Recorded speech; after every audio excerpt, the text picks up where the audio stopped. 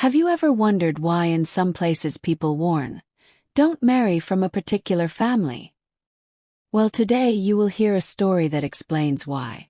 Sit back, listen carefully, and follow this tale to the end. Chisholm was a beautiful young woman. Her beauty was the kind that made people stop on the road just to admire her. But beauty was not her only gift. Chisholm was also hardworking. At a young age, she started a business selling gari on a large scale. Day after day, she bought from farmers, stored them in big sacks, and supplied to traders in the market. She became successful very quickly. Money flowed into her hands like water. But in her village, people began to look at her strangely. They whispered behind her back, saying, "How can a woman have money like a man? Which man will marry her? She has become bigger than the men around." And so, while her mates were getting married one after the other, Chisholm remained alone.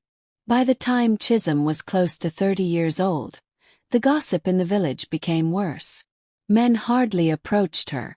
Those who came often mocked her secretly, saying she would use her money to control her husband. At night, when the day's work was done, Chisholm would lie on her bed and cry quietly. She had everything money could buy, but her heart longed for love, for a husband, for children. Chisholm's mother saw her daughter's pain.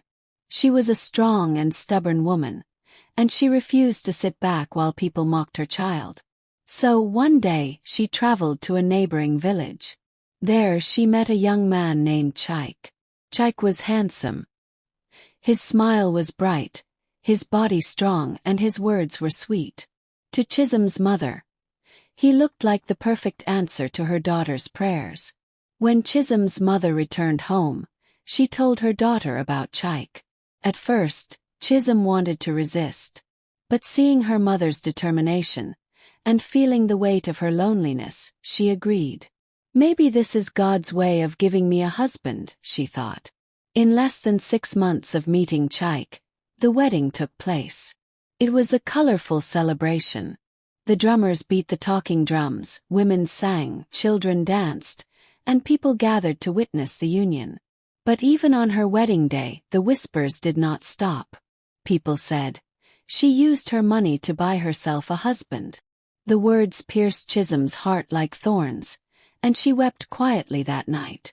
As if life wanted to be unfair to her, Chisholm's story took another turn. Year after year she gave birth to children. And in the space of 10 years, she became the proud mother of 4 beautiful daughters. She loved her girls deeply. To her they were gifts precious, innocent, and full of life. Her house was filled with their laughter, their singing, their tiny footsteps running across the compound. But while Chisholm rejoiced in her children, her husband, Chaik, grew restless. His face hardened, his smile disappeared. Whenever people teased him in the village square asking, "Chaik, when will your wife give you a son?" he would force a laugh, but his heart burned with anger. One evening after dinner, he looked at Chisholm and said in a voice that carried both coldness and threat, "I was on my own when your mother came to me with her proposal. If you cannot bear me a male child, I will take a second wife." The words hit Chisholm like a sharp spear. She sat frozen, her daughters playing innocently nearby, not knowing their father had just placed a heavy shadow over their mother's heart. At first, Chisholm thought her husband's words were only a bitter joke. But she soon realized it was not. One hot afternoon, Chaik walked into the compound with another woman by his side. The woman's belly was round with pregnancy, and her eyes held pride. Chaik looked at his wife and said without shame, "She has come to give me what you cannot give. Please shift. Let her enter the house." The words tore through Chisholm's heart. Her legs weakened, and her tears fell uncontrollably. That day, she wept like she had never wept before. The months that followed were filled with pain. Everywhere Chisholm went, the whispers followed her. In the market, women mocked her. On the road, young girls giggled behind her back. They said, "That's the woman who gave birth to only girls." Her husband had to marry another wife. Her co-wife Sarah was proud and boastful. She walked around the compound with her hands on her waist, reminding Chisholm that she was the one carrying the real heir. And Chike, instead of comforting his first wife, he joined in making her life miserable. But then, the day of Sarah's delivery finally came. The drummers were ready, the women waited, and Chike's chest swelled with pride. At last, he would have the son he had been waiting for.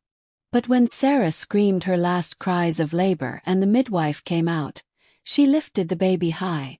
And it was a girl. When Chike heard the sex of the child, his joy turned to fire. Instead of smiling at his newborn daughter, his face twisted with rage. He stormed out of the hut like an angry lion, his footsteps shaking the ground as he went. The villagers who had gathered for the good news stared in shock. The drums that had been ready to welcome the supposed son went silent. That was the day Chisholm, Mama Nkechi, as people now called her, knew that something was deeply wrong. It was no longer about her or her children. There was something darker, something hidden behind all her suffering. With a heavy heart, she wiped her tears and made a decision. She would go to the village priestess. The priestess was a woman of mystery, known far and wide. Her shrine sat at the edge of the village, where the thick forest began. People said the spirit spoke to her in whispers, and no secret could hide from her sight. And so, one early morning, Mama Nkechi tied her wrapper tightly, covered her head with a scarf, and walked the lonely red earth road. She was going to find out what was truly going on in her marriage, in her womb, and in her life. When Mama Nkechi entered the shrine, the priestess sat quietly, her eyes half closed, as if she had been waiting for her. The first question the priestess asked was simple, yet strange. When you came into that family, did you see your mother-in-law? Mama Nkechi shook her head slowly. No, I never met her. The priestess nodded, her voice heavy like thunder. Your husband's family is cursed. If you ever bear a male child, you may not live to see him grow. The words struck Mama Nkechi like lightning. Her hands trembled, her lips parted, but no sound came out. She left the hut in utter shock, her legs almost giving way as she walked down the red road. That night she could not sleep. She tossed on her bed, staring at the ceiling, her mind full of fear. The thought of death, the thought of leaving her children behind, haunted her every moment. For 7 long nights, she battled with herself. But deep inside, a stubborn voice whispered, I am strong enough. I will not die. I cannot die. Finally she made up her mind. She returned to the shrine, her wrapper tied tightly, determination in her eyes. Standing before the priestess once again, Mama Nkechi said, I have thought about it. Am ready. I will not run away.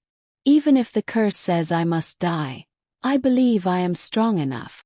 When Mama Nkechi stood before the priestess, her heart full of stubborn courage, all the priestess said was, You have been warned.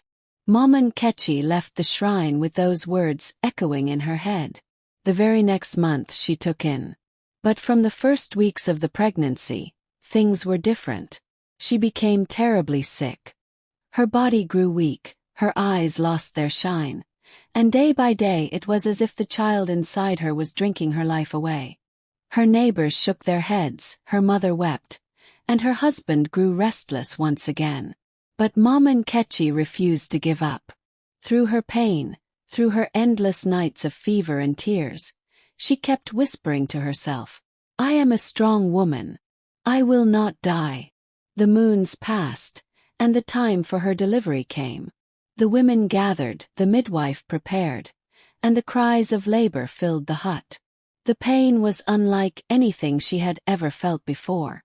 At last, the baby came into the world, crying loudly, alive and strong. But Mama Nkechi did not rise again. Just as the priestess had warned, the child survived. But Mama Nkechi did not. Because of the pain Mama Nkechi passed through before her death, She could not find rest in the land of spirits. Her soul lingered. Her heart clung to the child she had suffered and died for. And so, every night she returned.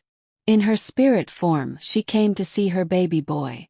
Each time her presence filled the room, the child would cry loud, sharp cries that no one could silence. The cries pierced the night, carrying sorrow that shook the entire household.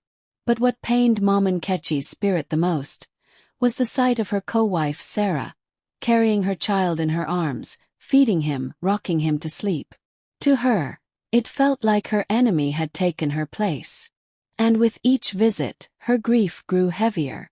In the following weeks, the nights became unbearable. Every evening as the moon rose, the baby's cries began. And faintly beneath his wailing, another sound could be heard. The cry of a woman, soft, mournful, drifting like wind. The cry of Mom Nkechi. One fateful morning, the compound woke up to silence. The baby lay still. His tiny body was cold. His eyes closed forever. And in the whispers of the wind, the villagers heard a voice, faint but chilling. "If I cannot have him physically, then I will keep him forever." That was the end of Chisholm's story. And it is why, till this very day, people say, be careful the family you marry into. For some burdens are deeper than the eye can see. Don't forget to like and comment, and for more jaw-dropping tales, subscribe to Tales by Amy.